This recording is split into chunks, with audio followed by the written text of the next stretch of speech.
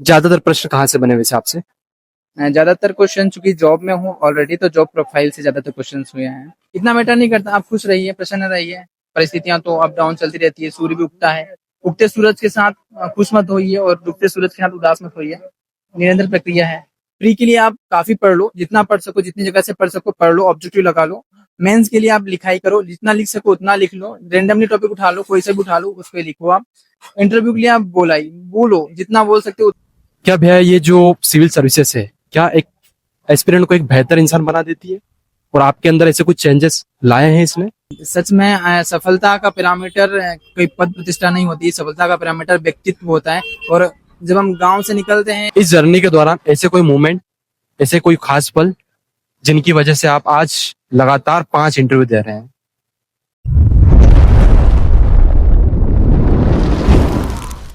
जैसा कि आपको पता है एमपीपीएससी 2023 के इंटरव्यू चल रहे हैं। भैया जस्ट अभी इंटरव्यू दे के आए हैं, इनसे जानेंगे कैसा क्या इनका इंटरव्यू रहा। सारा कुछ हम डिस्कस करने वाला है। अभी तक आपने टेलीग्राम चैनल को ज्वाइन नहीं किया तो डिस्क्रिप्शन में लिंक दे रखा है, वहां से ज्वाइन करिए, क्योंकि जो रिसेंटली टॉपर या सिलेक्टेड है उनके नोट्स, टेस्ट कॉपी वगैरह वहां पे डाल रखे हैं। चलिए हम शुरुआत करते हैं बिना देरी के। उसके पहले मैं आपको कुछ भैया के बारे में थोड़ा सा बताना चाहूंगा। भैया को मैं जानता हूँ, ऑलरेडी सिलेक्टेड है भैया।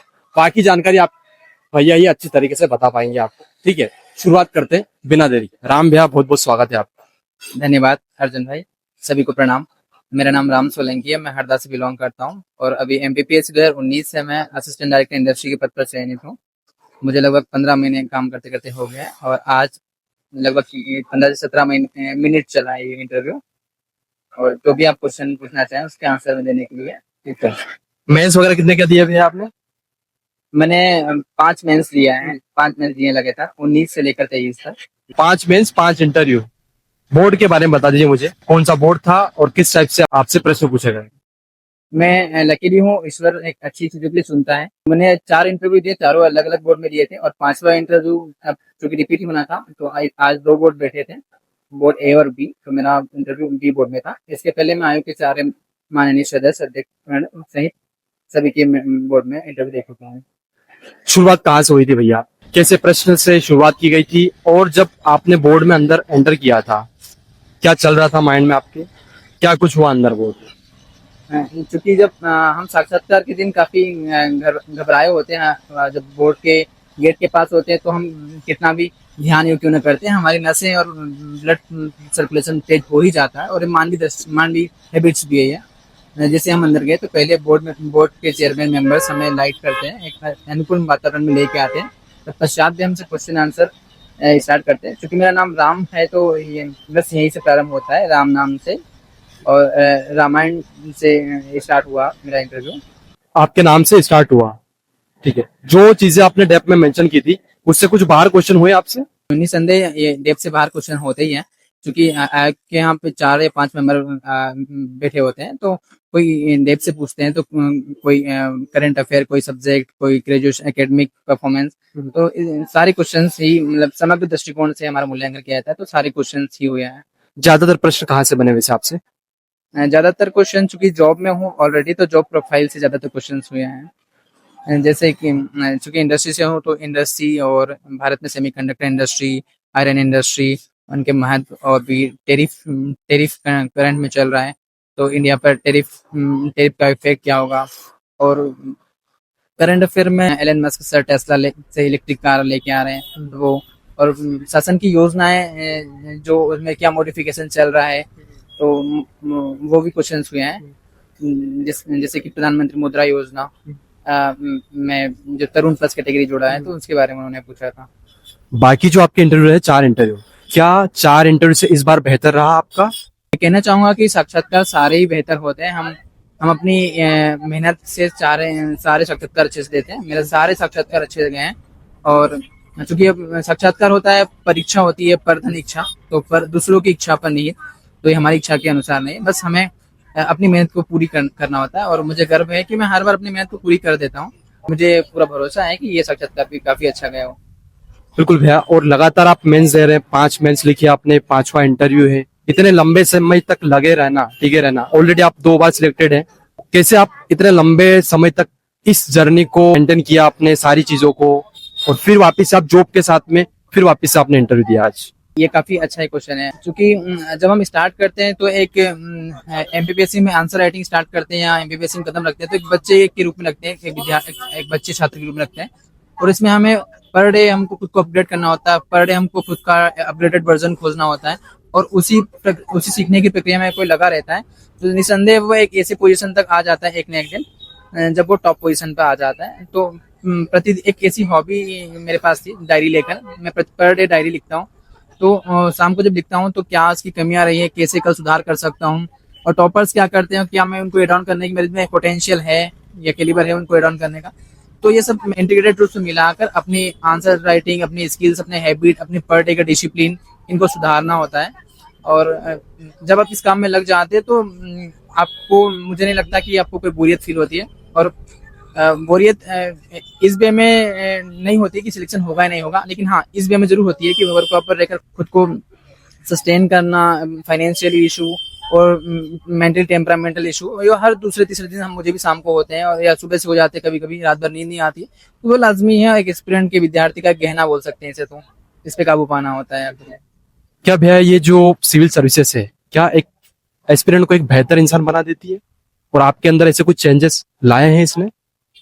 जैसे आपने क्वेश्चन पूछा तो मेरे गूज़बम्प्स खड़े हो गए एकदम। सच में सफलता का पैरामीटर कोई पद प्रतिष्ठा नहीं होती, सफलता का पैरामीटर व्यक्तित्व होता है। और जब हम गांव से निकलते हैं तो हमारा व्यक्तित्व वह नहीं होता, लेकिन जैसे हम शहर की ओर प्रवेश करते हैं और एक अच्छी सिविल सर्विसेज की तैयारी में मंजे होते हैं, तो हम भारत की हड़प्पा सभ्यता से, इतिहास से लेकर ऋग्वेद से रोबोटिक तक आते हैं, बैलगाड़ी से रॉकेट युग तक आते हैं। और इसमें हम काफी टेक्निकलिटी सीखते हैं, साथ में मॉरल वैल्यू सीखते हैं, एक अच्छे परिपक्व व्यक्तित्व उभर कर आते हैं, जो कहीं ना कहीं एक अच्छे सुशासन है प्रशासन के लिए जरूरी होता है। कहते हैं कि अगर एक अच्छा गुलाब होता है तो वो अच्छा महक देता है, और उसकी महक से चारों ओर का वातावरण या ओरा तैयार होता है। तो निसंदेह एक आप जो विद्यार्थी कली रूप में होते हैं, उसको सिविल सर्विसेज एक गुलाब, एक खुशबूदार गुलाब तैयार करता है, इसकी महक चारों ओर होती है, अगर आपने उसकी सही प्रोसेस को, फिलोसॉफी समझा है और आगे बढ़ाए। यार मैंने एक चीज नोटिस की है कि 75% लोग वीडियो देखने के बाद स्किप कर देते हैं, मतलब चैनल को सब्सक्राइब नहीं करते हैं। यार जरा सा भी आपको मेरा काम पसंद आता है, ये बार बार इसलिए बोलना पड़ रहा है मुझे क्योंकि आपको लगता है कि 5 से 7 मिनट की वीडियो है, लेकिन इसके पीछे घंटों की मेहनत होती है। तो वंस अगेन, अगर आपको ठीक लगे, मेरा काम पसंद आता है, तो चैनल को सब्सक्राइब जरूर करें। चलिए वीडियो को हम कंटिन्यू करते हैं। इंटरव्यू के पहले जैसा फील कर पा रहे थे, अब कैसा फील कर पा रहे हैं आप? क्या बेहतर फील कर पा रहे हैं? जो पहले एक एंजाइटी रहती है, हर किसी एस्पिरेंट को रहती है, एक डर रहता है, एक कब मेरा इंटरव्यू रहे, जो मैंने पढ़ा है, जो मैंने अपना बेस्ट दिया है अपनी लाइफ का। निसंदेह इसी परीक्षा के बाद में हम 100% देते हैं तो खुशी होती है, और परीक्षा के पहले भय या चिंता या नर्वस सिस्टम हमारा कमजोर हो जाता है, तो निसंदेह वह है। लेकिन चूंकि मेरा 5वां साक्षात्कार है तो ये उतना नहीं है जितना पहले था। पहले काफी था, अभी ये सब नॉर्मल है, लेकिन हाँ एक खुशी है कि कुछ तैयारी से रिलेटेड बात कर सकते हैं। प्री का नहीं, हम मेंस के लिए बात करते हैं। अगर आपको लगे तो प्री का भी कुछ एड ऑन करना चाहे तो कर सकते हैं उसमें। बताइए आपकी क्या स्ट्रेटजी रहती थी, क्या प्लान रहता था, क्या डेली का प्लान, क्या शेड्यूल रहता था, किस टाइप से हमको अगर आंसर राइटिंग करनी है तो क्या अप्रोच रखना चाहिए, तो क्या कंटेंट डालना चाहिए ताकि हम अपना बेस्ट मेंस में कर सकें। लास्ट टाइम मैंने भी देखा जब आपका 2022 में सिलेक्शन हुआ तो मेंस के आप टॉपर रहे हैं, क्या कुछ किया आपने इसमें? निसंदेह वो हिंदी माध्यम के टॉप के नंबर है, और इसलिए मैं अपने इष्ट देवता गुरुजनों को धन्यवाद देना चाहता हूँ कि उन्होंने मेरा सहयोग किया, मुझे प्रेरणा दी कि मैं अपग्रेड करूँ, और मैंने थोड़ी सी मेहनत की। तो हम बात करते हैं बिना देरी के मेंस की। तो मेंस में पर डे आपको एक टेस्ट लिखना होता है, और वो 3 घंटे लिखना होता है, क्योंकि हम 1.5 घंटे का टेस्ट लिखते हैं बोर को बैठ कर, जो सही नहीं है, उतना सही नहीं है सही है, उतना सही नहीं है कि हम ये प्राकृतिक न्याय के सिद्धांत को उल्लंघन करता है कि हम 3 घंटे के एग्जाम के लिए 1.5 घंटे तैयारी कर रहे हैं। जबकि वहीं पर सिविल सर्विसेज यूपीएससी के मुखर्जी नगर जाए तो देख पाते हैं हम कि वे 3 घंटे की तैयारी के लिए 6 घंटे टेस्ट लिखते हैं।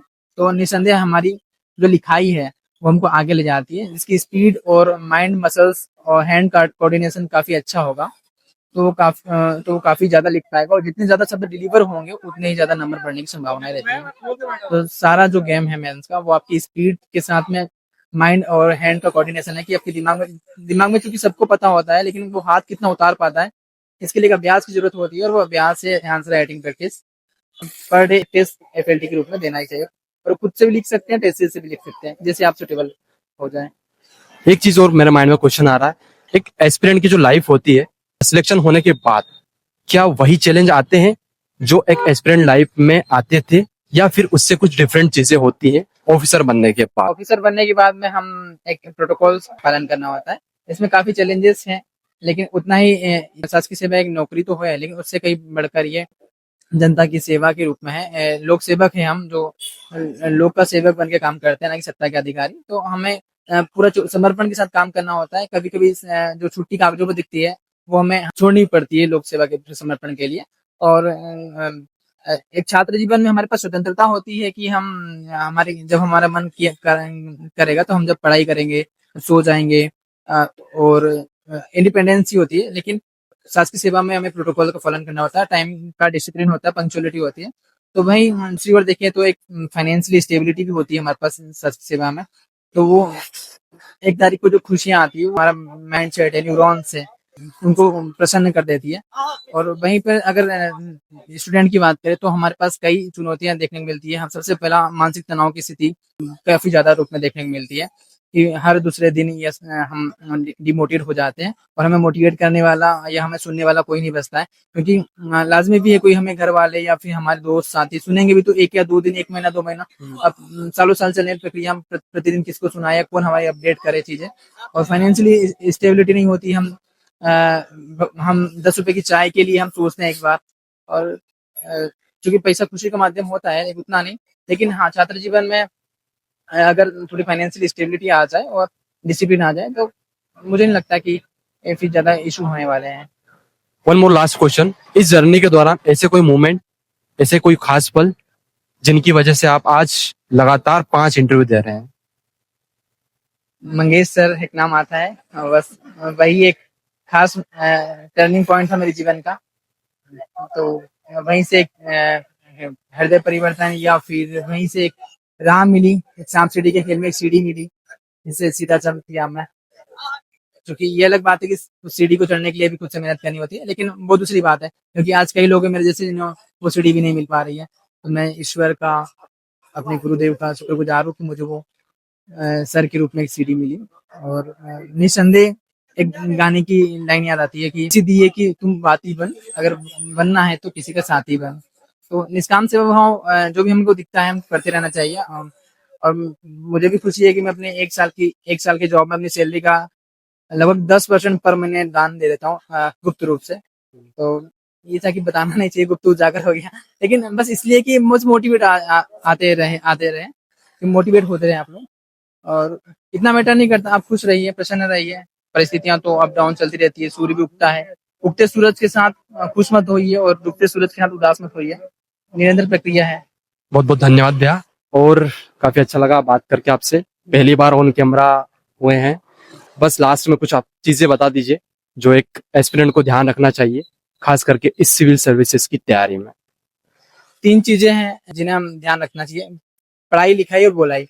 प्री के लिए आप काफी पढ़ लो, जितना पढ़ सको, जितनी जगह से पढ़ सको पढ़ लो, ऑब्जेक्टिव लगा लो। मेंस के लिए आप लिखाई करो, जितना लिख सको उतना लिख लो। रेंडमली टॉपिक उठा लो, कोई सा भी उठा लो, उस पर लिखो आप।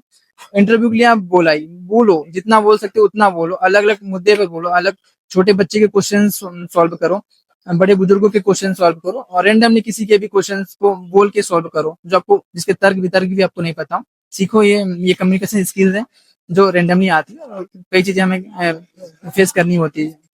तो पढ़ाई, लिखाई और बोलाई, ये तीनों ही चीजें भी बेसिक जर्नी में आसानी से सफलता दिला सकती है। चलिए, बहुत बहुत धन्यवाद भैया, thank you so much. Best Vishesh, इस बार फाइनली आपकी प्रोफाइल पे डेप्यूटी कलेक्टर की रैंक लगेगी। उम्मीद है और भरोसा है, और ये भरोसा कायम होगा। हमारी शुभकामनाएं। आपको ये इंटरव्यू कैसा लगा कमेंट करके जरूर बताएं। आपके कोई भी सजेशन या सुझाव हो तो कमेंट करके जरूर बताएं। अगले इंटरव्यू में कोशिश करेंगे वो भी कवर करने। अभी तक आप चैनल को सब्सक्राइब नहीं किया तो सब्सक्राइब कर दीजिए, और टेलीग्राम से नहीं जुड़े तो डिस्क्रिप्शन में लिंक दे रखा है, वहां से ज्वाइन कर लीजिए। चलिए, मिलते हैं अगले इंटरव्यू में, तब तक के लिए धन्यवाद।